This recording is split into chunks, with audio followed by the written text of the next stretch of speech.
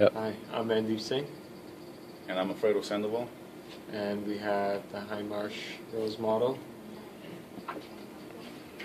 Alright, so right here we have the op-amp model of the Hindmarsh-Rose. We use a total of 3 op-amps. We use one for DX, to model the X equation. We use one to model the Y equation, and another one to model the Z equation. For the nonlinear inputs, we use two 8633 multipliers to get the inputs x squared and x cubed, as seen right here.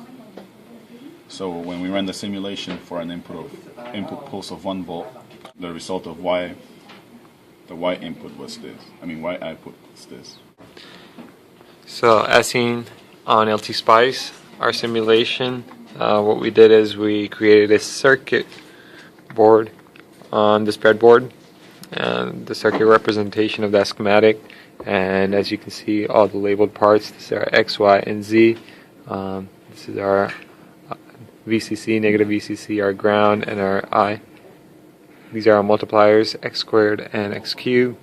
These are the 2 ICs that have the 3 operational amplifiers, and the representation for, the simulation for Y on LT Spice, and the simulation on the oscilloscope of the circuit for Y at 1 volt. So this is our simulation for the Z output at 1 volt in LT Spice, and we can see on the oscilloscope the Z representation is similar to that of the LT Spice.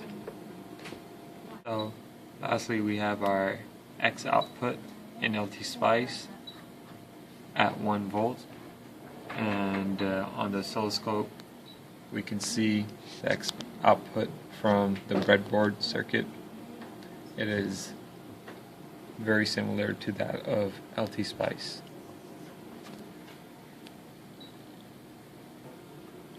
So this is a simulation output for Y to an input pulse of 2 volts.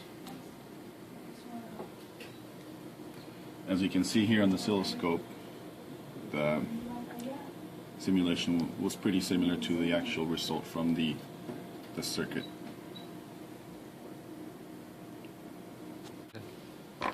Alright, so this was the Z output of the op-amp, again to an input pulse of 2 volts. As you can see over here, we also had somewhat of a similar result. We had 3 different spikes, just as we had in the simulation.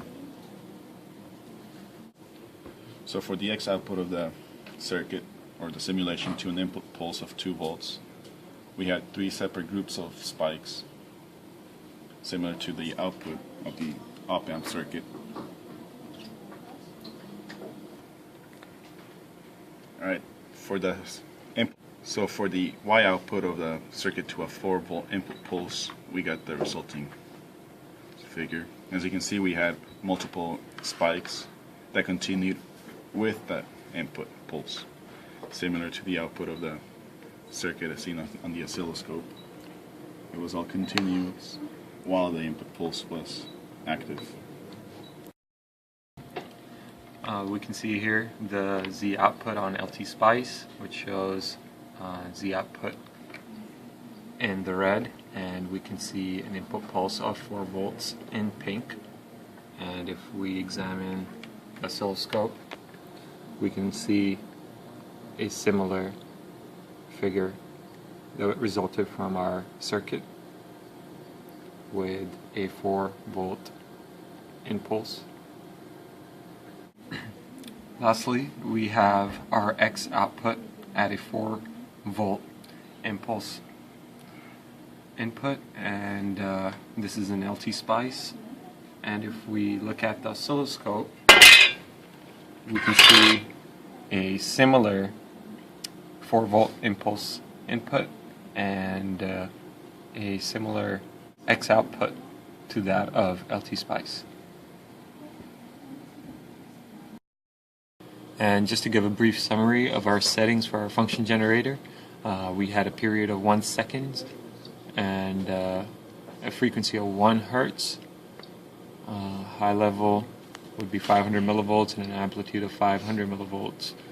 This was used to provide a 1 volt output for each of our outputs of X, Y, and Z, and this was incremented accordingly depending on if we wanted 1, 2, or 4 volts.